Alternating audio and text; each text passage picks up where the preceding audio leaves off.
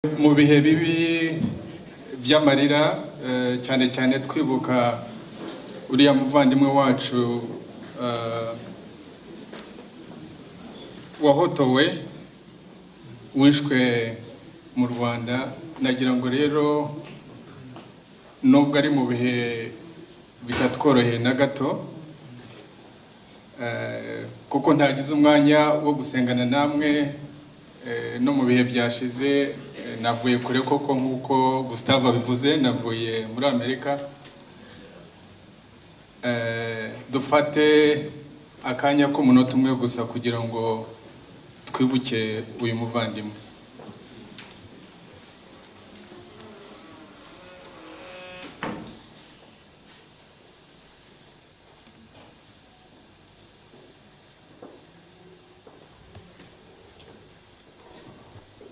Murakoze.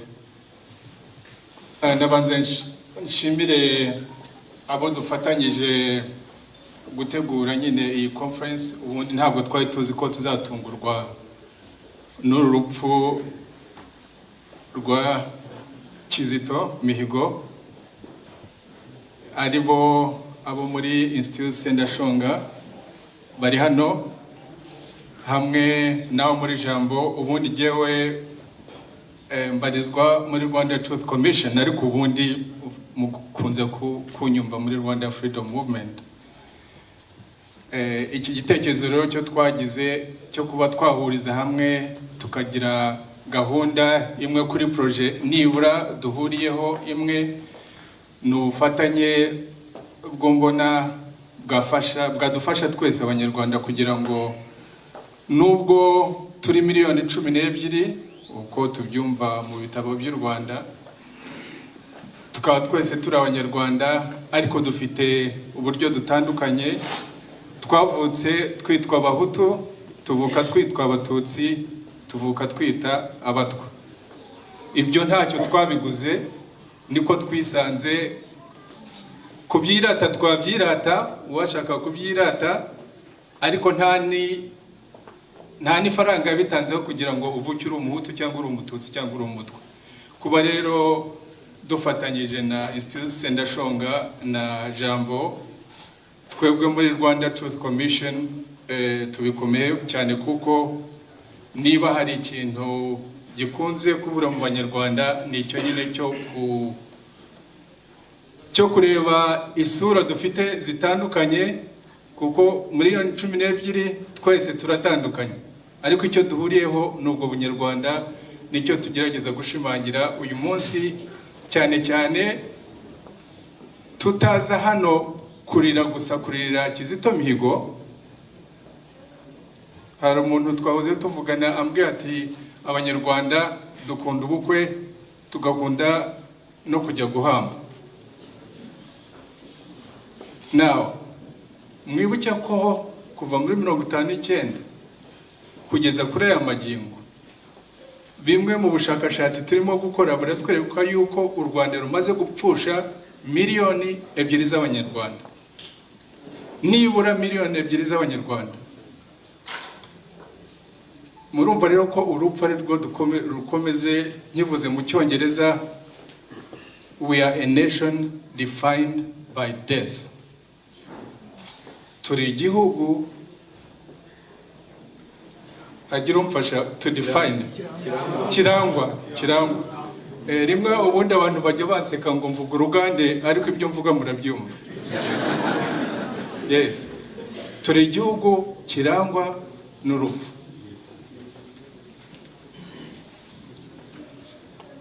Ubundi twakabaye abantu tugenda dufite isoni, kuko iyo ubona igihugu kirangwa n'urupfu, genocide n'ibindi byaha bivugwa mu Cyongereza sinshaka kubisubiramo kuko ni birebire, war crimes against humanity n'ibindi, twakabaye ubundi tugenda tubebera kubera ko turi bene icyo gihugu kirangwa n'urupfu.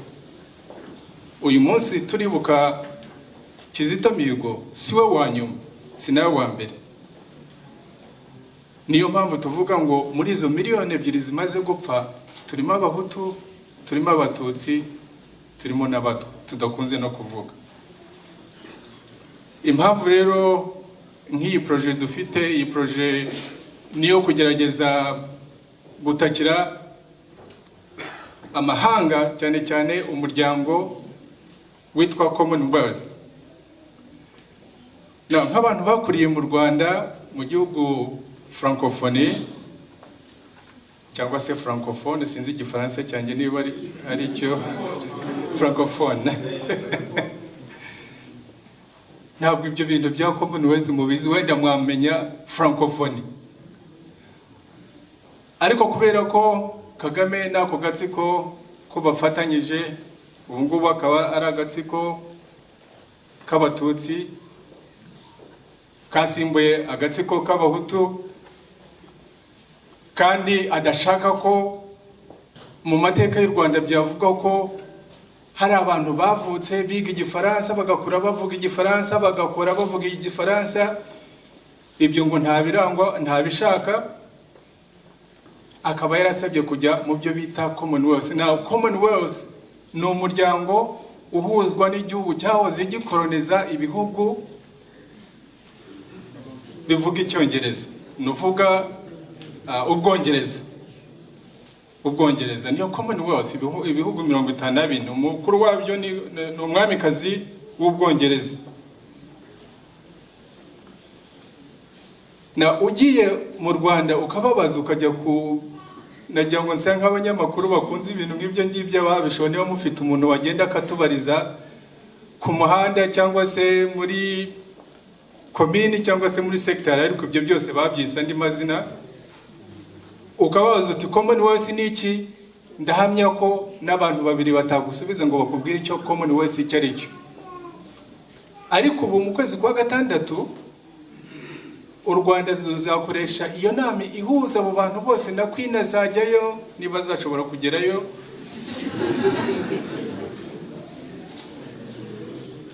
Bije y'icyo gikorwa ni amamiliyari, sinzi niba ahangaha hari umuntu Joseph Bundi ukunze kumenya ibyo ngibyo, ariko ndamutunguye, sinzi niba azi amafaranga uko angana.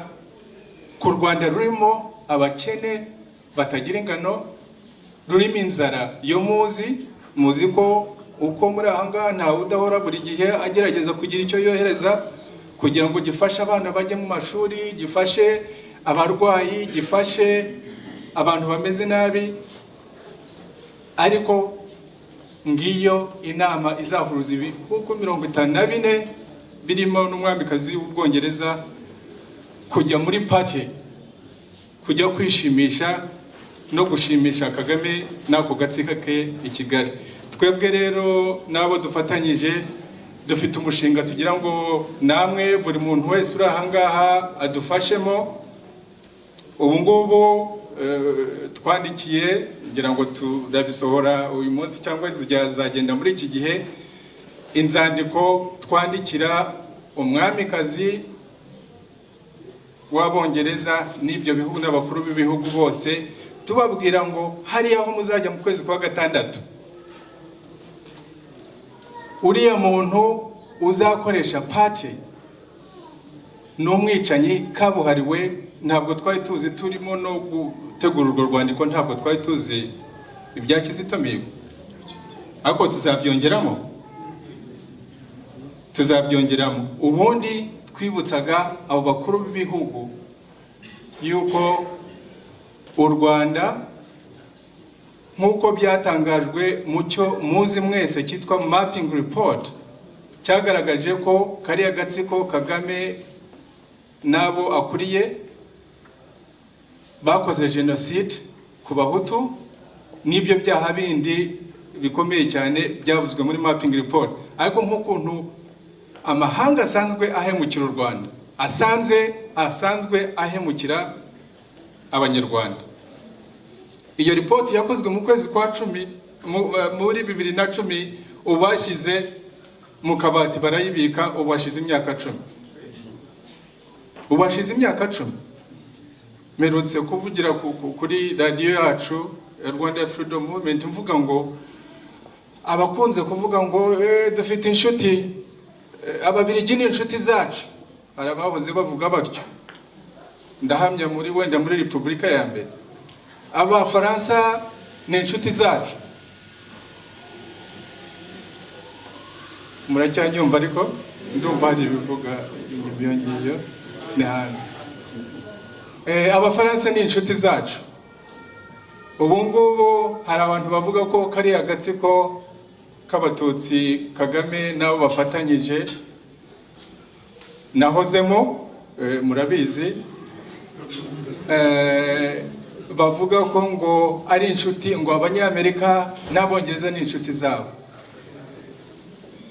Nagira ngo mbabwire ko Abongereza, Ababiligi, Abanyamerika, Abafaransa, yewe n'ibihugu byo twita ngo ni ibihugu by'Abanyafurika,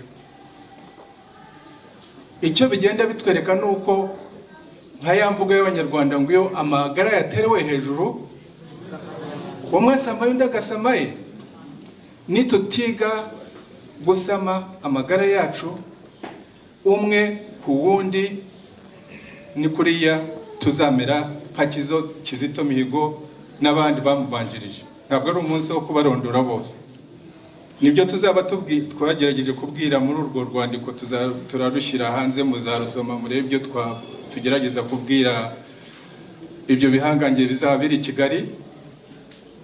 Tubabwira kandi ko amagufwa yo bazabereka, murabizi neza ko umunyamahanga wese ugiye mu Rwanda bamwereka uduhanga. Ubundi nabyo n'urukozasoni, banza ari musoni rukwinze no kubivuga n'iki.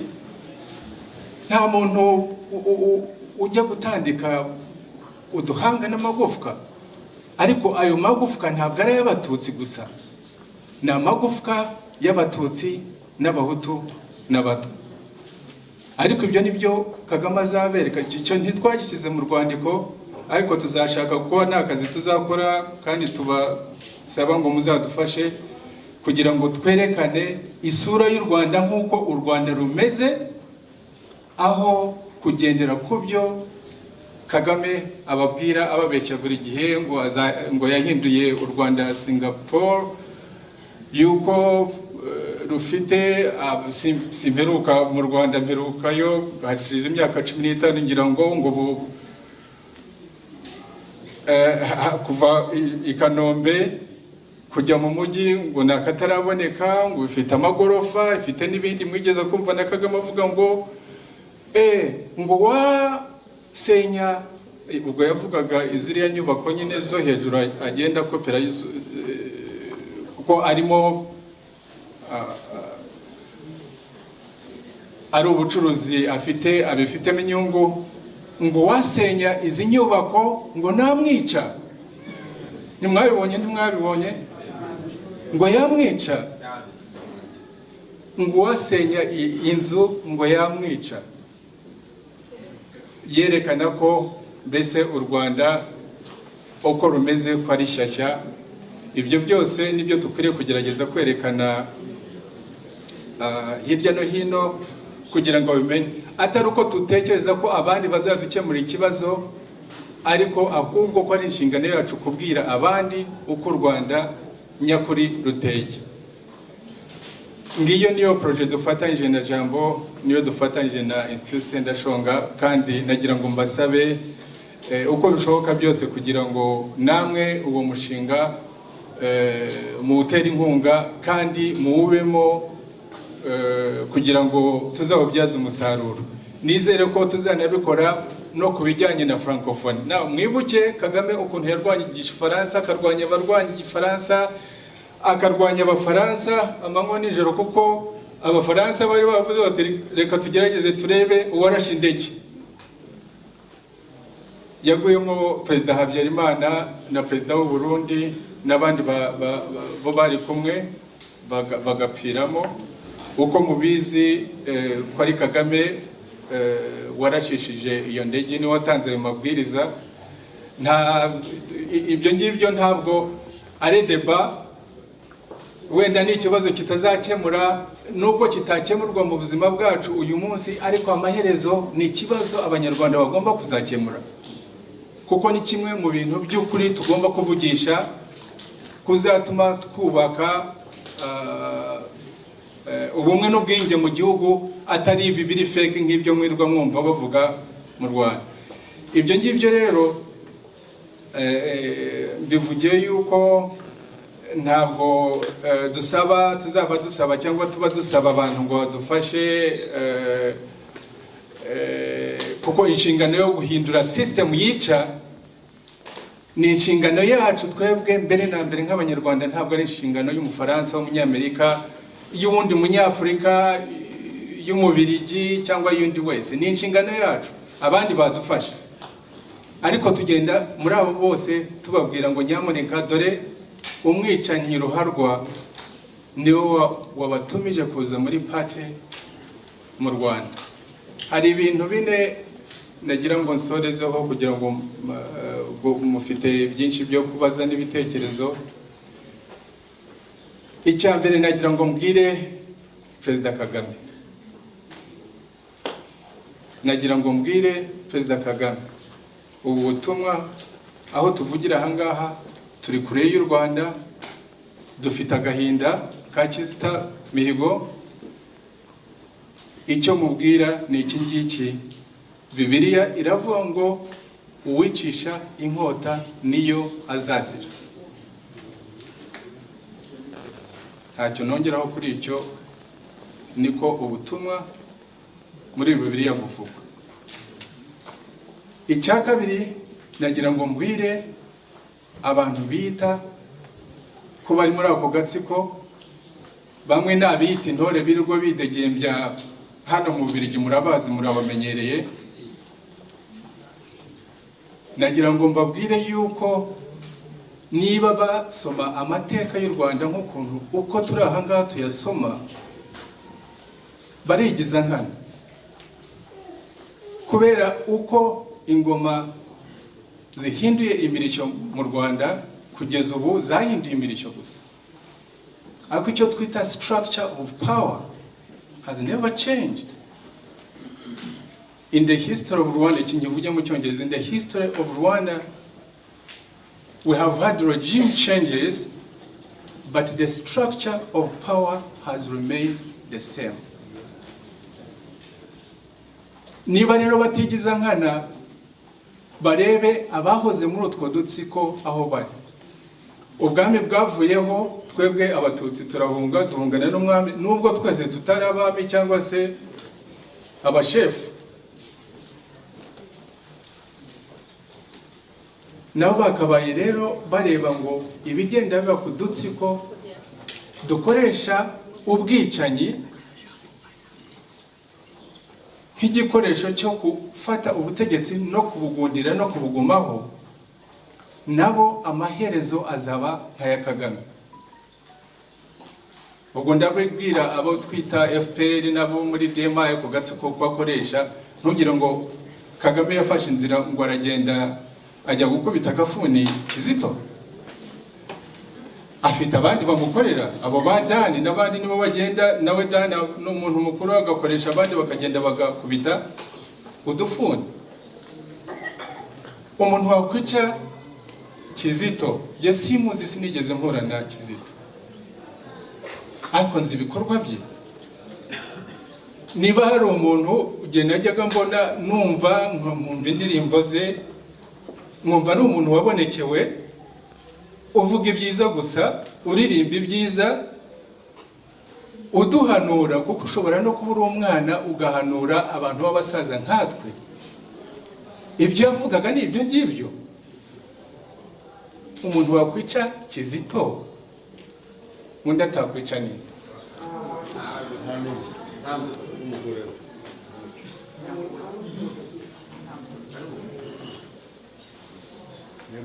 Ndabwira intore ako gatsiko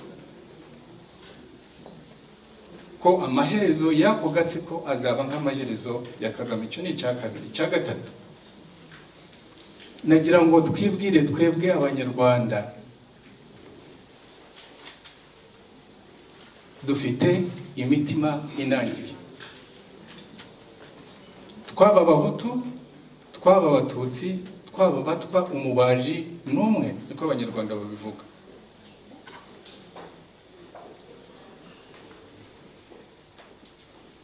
umubaji n'umwe ndamenyesha iki imitima yacu inangiye kuko buri gihe niba ari ibi bikoze twaciyemo ubu bwicanyi twaciyemo buhoraho imitima yacu yuzuye nyine ibi bintu by'urupfu duhora turimo ubona umuntu aciye wenda muri twe mu mbabarire hari umuntu urimo kureba umuntu atereba ziriya nkera hamwe rimwe ngiba muri RNC twa Chicago turi mu bintu by'imyigaragambyo muri Chicago hari abaminisitiri ba Kagame hari n'abantu twahoze dukorana ubundi bari banzi nyine ko ndi umuntu ukomeye noneho umuntu aho nari ndi Chicago cyo kora ko nari mu bahutu gusa noneho muri Gande Charles muri Gande muramuzi kuko mbarimo kuko nabonekewe yes nanjye narabonekewe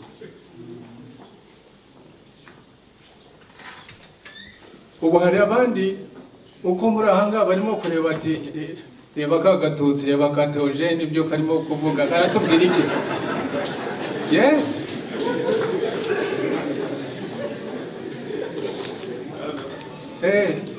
imitima yaciranangiye abantu niba amen abavuga bati twarabirenze ndababwiye ngo amen impamvu tugomba kuba dutegereza dutyo nuko aho kurira Kizito gusa turamurira tuyahanagura amarira nkuko mama kera nakuriye mu nkambi za Uganda ubuzima bwanjye bwose mujya mubyumva nkunze kubivuga ubuzima bwanjye bwose ubu ndi hafi kugeza imyaka 60 ubuzima bwanjye bwose imyaka 6 gusa niyo nabaye mu Rwanda iyindi yose mba mu buhunzi igice kinini ndwanya Habyarimana n'agatsiko k'abahutu ikindi gice kinini nawe ubwo mu busaza ndarwanya Kagame n'agatsiko k'abatutsi ba now ibingibi rero tugomba kumenya yuko tugomba kubirenga tukubaka ikindi kintu gishya nta kintu dushobora guhindura ku mateka our past is a past it's gone and gone forever icyo dufite ni muri iyi minsi mu gihe dufite bakunze kumva muri za philosophy zo muri iki gihe bavuga ngo be present tuwe muri iki gihe turimo ariko cyane cyane aho tugana future yacu ni nk'igitabo kibumbuye ariko kidafite icyanditseho dufite ububasha bwo kwandikamo ibyo dushaka turabishobora twabishobora yes twabishobora dushobora kwandika andi mateka y'u Rwanda ibyo nibyo twakwibaza tukavuga ngo ibyo Kizito yazize ibyo Sendashonga yazize ibyo abaguye muri Kongo abahutu baguye muri Kongo n'abaguye Kibeho n'abaguye aho ngaho muri amashyamba abatutsi batangiye gufatuka kuva muri 59 tukabongera muri aya mahanga nibakimbabwire ko data uko numva mama yambwiye yajyaga tuvuga ngo data yishwe ngo na Parmehutu sinayizi na Parmehutu cyari cyo ariko nkura ni kwa ngo so yishwe na Parmehutu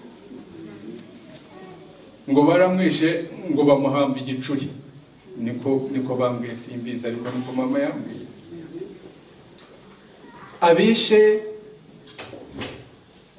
aba bantu bose twibuka umunsi ku wundi niyo twibaza ngo tubigenze dute turubaka ibiki muri icyo gitabo kibumbuye cyejo future the future is an open book we can write our story or new story in that new book and that dufite capacity kubikora ntabwo Kagame na gato afite ububasha bwo kubihagarika nta n'undi ushobora kubihagarika twabyemeye kubikora twabikora icyo ni icya gatatu icya kane ndangirizaho no kubwira abanyamahanga ubu ngubu murabizi aho tuvugira nageze ahangaha mu gitondo ndimo kureba amakuru ndeba ngo Museveni ngo yasinyanye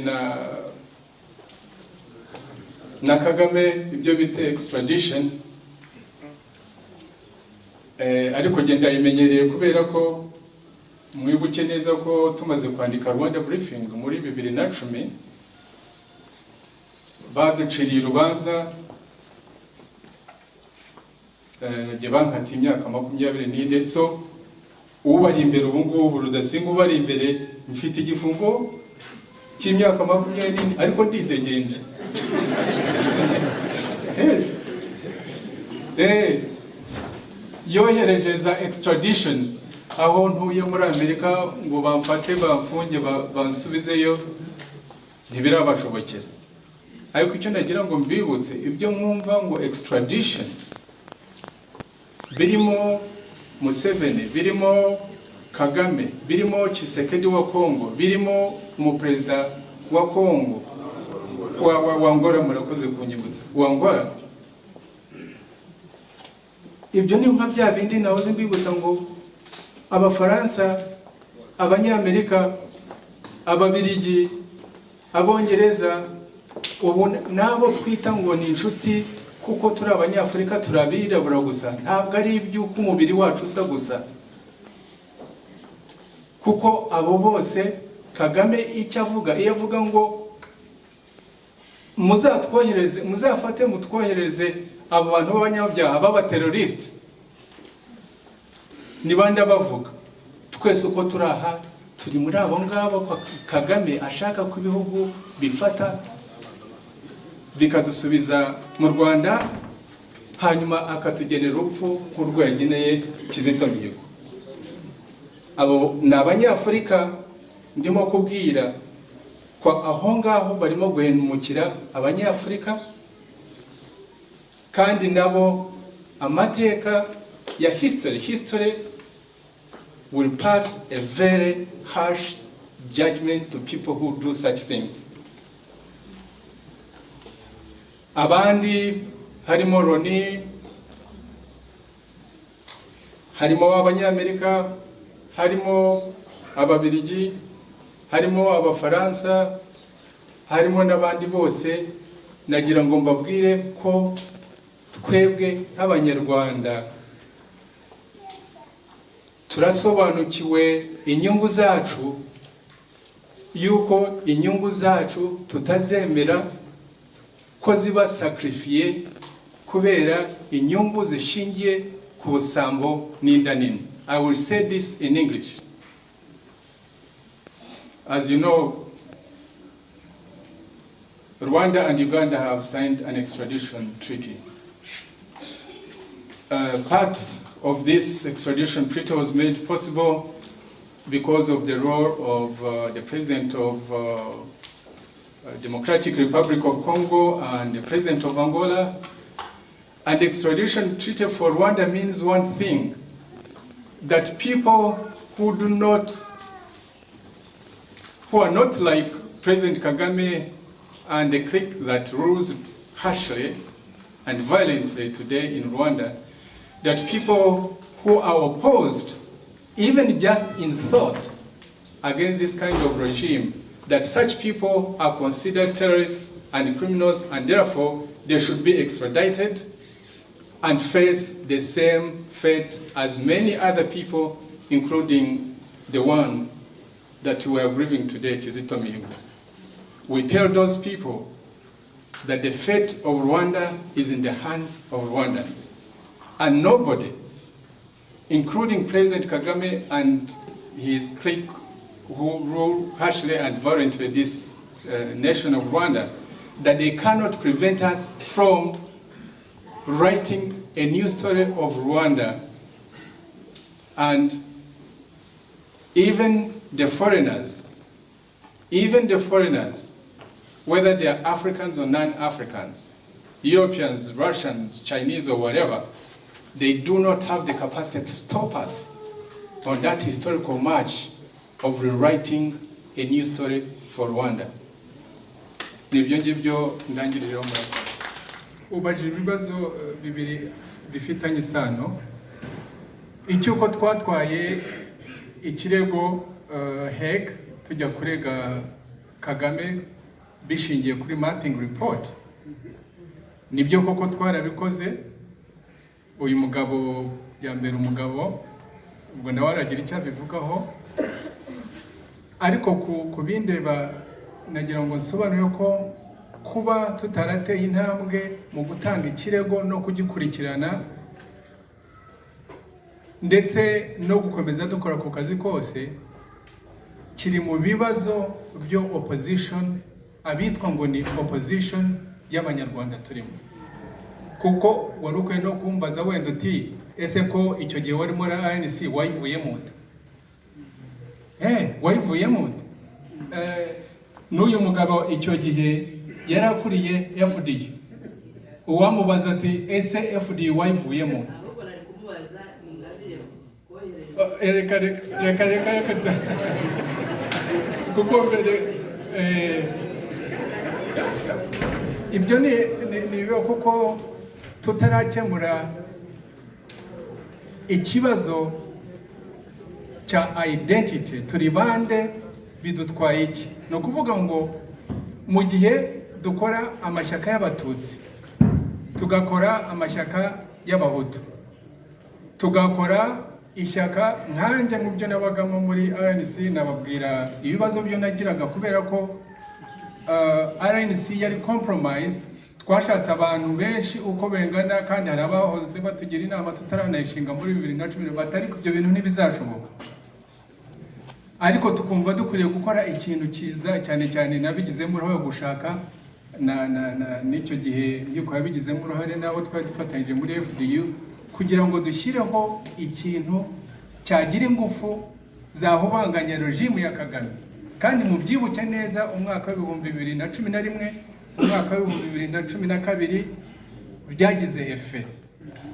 Yes, ubutegetsi bwa Kagame bwarahungabanye, butangira gushakisha uburyo bwinshi nyine bwo gutuma iyo opposition isenyuka, ariko ihungabana opposition ihungabana cyangwa se igira intege nke, kuko niyo state yo turi mu mbajiti opposition meze mute. Nakubwira ngo ubu ngubu opposition turi mu mwanya w'imbaraga nkeya, ahubwo yaba byashobokaga hari ikintu cyo bita mu gisirikare, iyo watsinzwe cyangwa se ugize urwanya ahantu ugahomabangana cyane, umusozi wari uriho bakawukuvanaho cyangwa se ugapfusha abantu benshi, ukora icyo bita reorganization. Nk'ukuntu twakubise inshuro FPR muri 1990 kuva dutera mu kwezi kwa 10 twagejeje kugera mu kwa 12 mwajyaga mwumva indirimbo bavuga ngo badukubitiye Gabiro, badukubitira hehe n'amatimba na hehe. Nibyo koko dusubira mu ntoki za Kongo za Uganda, ariko icyo gihe twahisemo abari bateguye intambara bateguye nabi, kuko ntabwo iyo udafite imbaraga zihagije ujya ahantu hava hatanga avantage kuba mu Rwanda.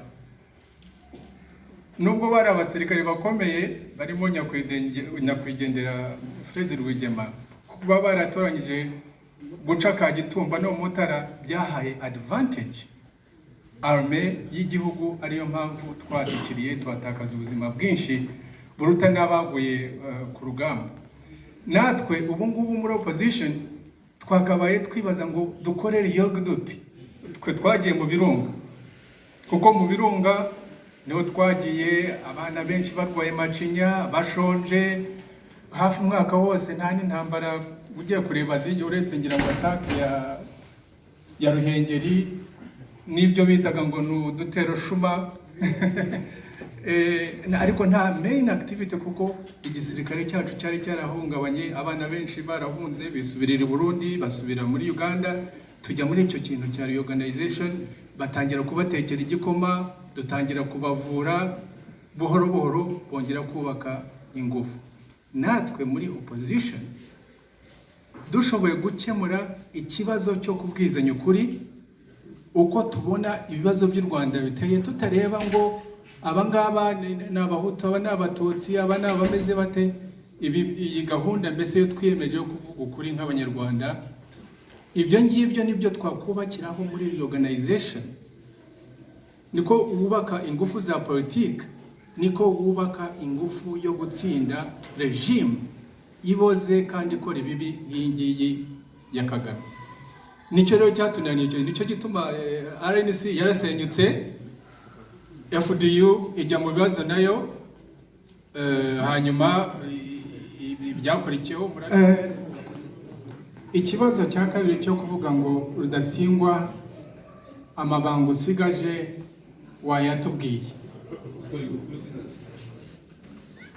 ariko ndagira ngo ikibazo ahubwo ngihindure, kuko nagira ngo uko duteraniye aha ngaha ntange challenge.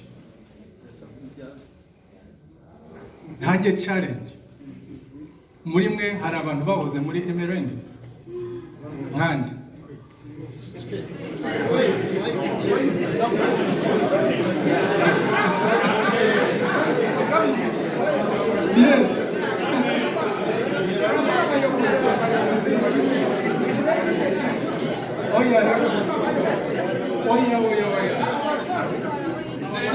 Nakibajije nabi. Mumbabarire, iki ni ikibazo gikomeye cyane, nagira ngo munyumveho, kuko na reaction mutanze ubwo binyeretse yuko ari ikibazo kuko abantu bagomba kuganiraho. Abagomba kuvugisha ukuri ni bande?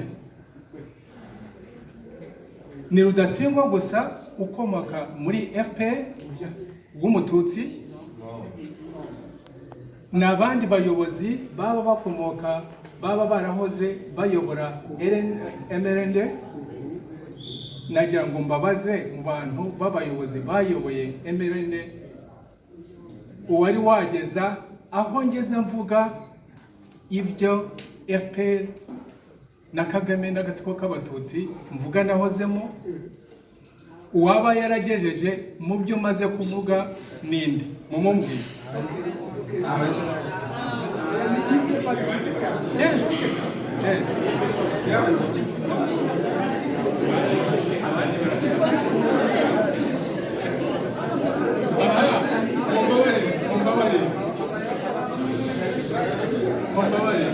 Iki ni impamvu, urabona ukuntu kizamuye energy, ni icyerekana yuko ari ikibazo tugomba gusubiraho tukaganiraho. Amabanga yose, wenda reka tuvuge ko ibya Parmehutu na 59 tuse nk'ababi, kuko n'imyaka hafi 60 wenda tuse nk'ababisiga inyuma, ariko ibyabaye ku Banyarwanda byakozwe na MRND, byakozwe na FPR, tubivuge, kandi tubivuge tudashaka kuvuga ngo reka aba ngaba tubatware, tubahotare, tubice nk'uko bishe Mihigo, cyangwa se tubasuke mu nyanja. Ariko ahubwo uko kuri kose tukuvuge, kubera ko muri intervention ngiye navuze dufite future ni nk'igitabo kibumbuye kitanditseho, dushobora kwandikamo ibindi bintu bishya. Ariko ntushobora kwandika ibindi bintu bishya umwe arimo kuvuga, arimo guhishira ukuri, arimo guhishira inkovu n'ibisebe yateye abandi. Niyo mpamvu nyine twebwe twiyemeje ko ukuri kugomba kujya ahagaragara. Kubindeba nakubwiza ukuri, kandi niyo mpamvu mpora nsaba ngo muri uku kurwanya umuco wo kudahana, ari byo twita impunity, tugerageza gushyira imbere ari ibyakorewe, cyane cyane ibyakorewe Abahutu. Impamvu njya numva n'abantu b'Abahutu bamwe ngo ariko ngo Theogene ngo yihaye kuvugira Abahutu, ngo ninde wamubwiye kuvugira Abahutu? Ninde se wabimbuza?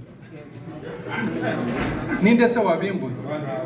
Ntawe, kubera ko Abahutu ni Abanyarwanda nkanjye, Abahutu ni abantu nkanjye. Nibyo Kizito Mihigo yaririmbaga. Ariko ntabwo twahora buri muntu akurura yishyira, kuko ibyo nibyo bibazo udutsiko tw'Abahutu, tw'Abatutsi, nta twaba twigeze tubaho, sinzi ko twanabakundira.